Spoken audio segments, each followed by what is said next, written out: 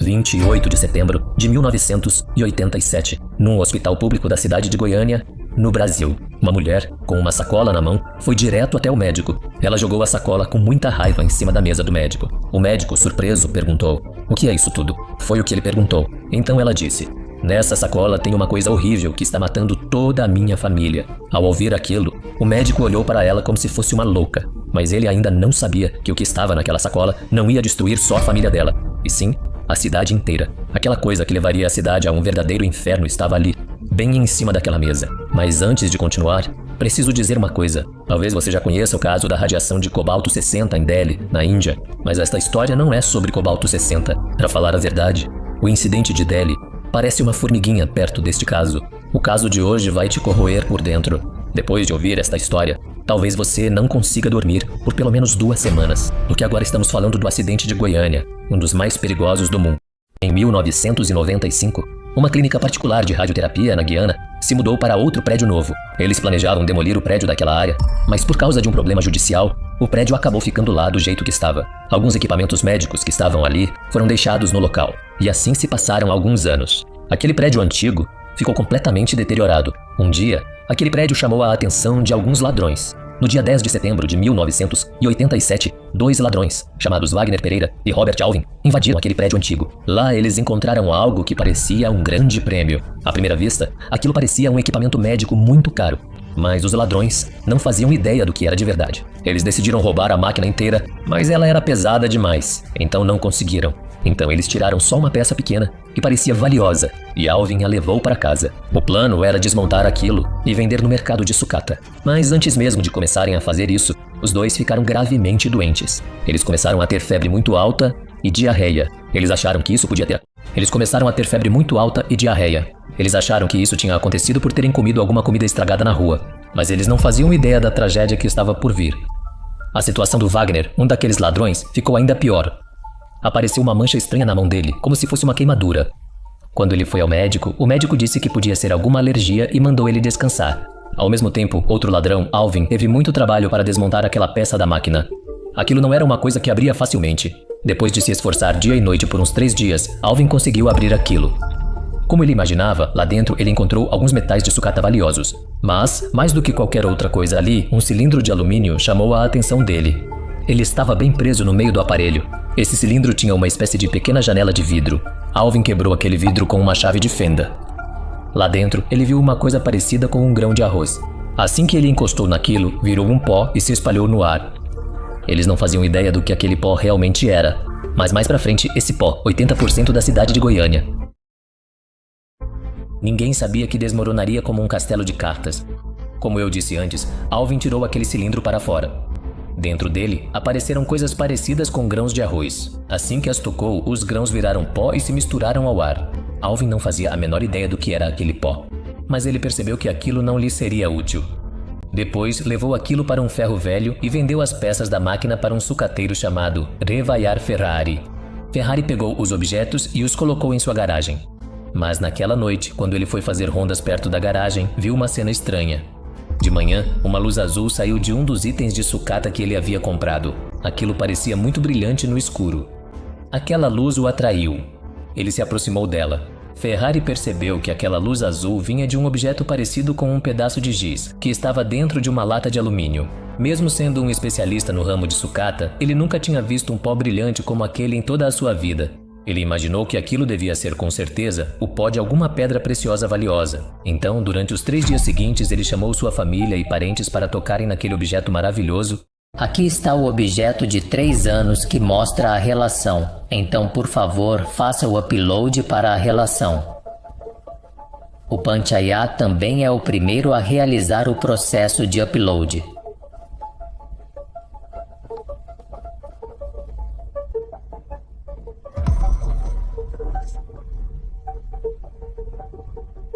Então, por favor, faça o upload para a relação.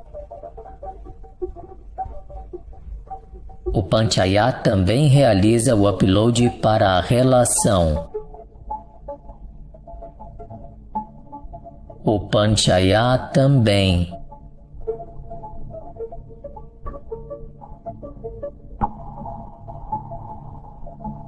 para o primeiro Panchayat de todos. Kata e dono da Ferrari, venha se juntar a nós agora.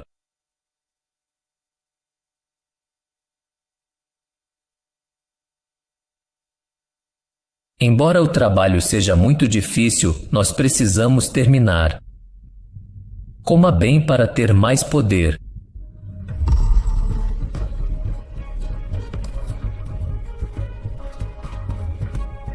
Se as coisas não acontecerem como o planejado, voltaremos para casa, Maria.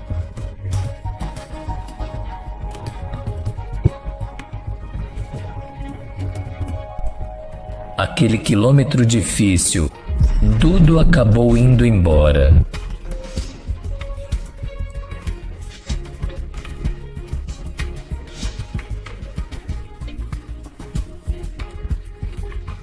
Isso não é energia, é um monstro que disse que tiraria a vida da minha família. Um médico que se assustou profundamente com o dia em que tantas pessoas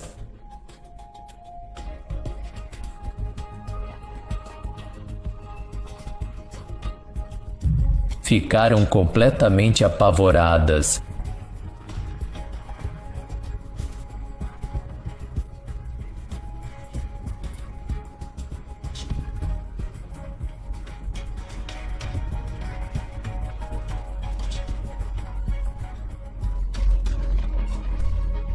Ele não queria correr riscos com a própria vida, ouviu? Senhor Doutor.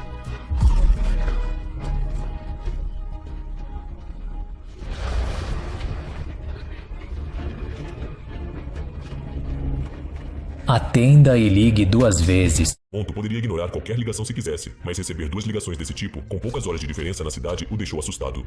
Algumas pessoas carregavam seus pertences enquanto outras corriam para os hospitais abraçando seus filhos ao peito. Ao ver aquela cena, o Dr. Monto começou a suar frio. Com as mãos trêmulas, ele ligou para o Departamento Ambiental do Estado de Goiânia. Uma equipe de cientistas chegou imediatamente para testar o material sucateado que estava naquele saco. Eles disseram que agora poderiam descobrir o que realmente estava acontecendo na cidade. O Departamento Ambiental entregou a responsabilidade da investigação a um físico médico chamado Walton Ferrari. O Dr. Walton pegou seus instrumentos e foi de táxi até o hospital público.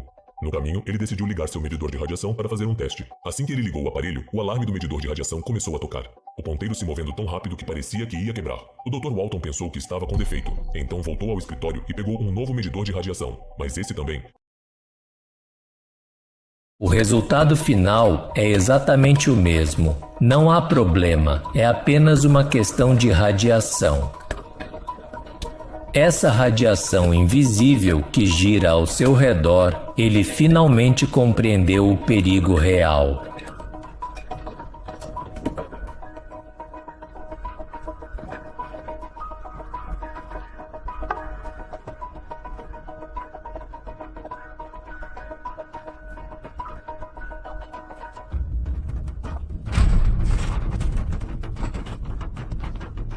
Para cumprir com o seu dever, eles acabaram deixando a máquina de radiação na clínica. A máquina está aberta. Eles simplesmente a deixaram abandonada por lá.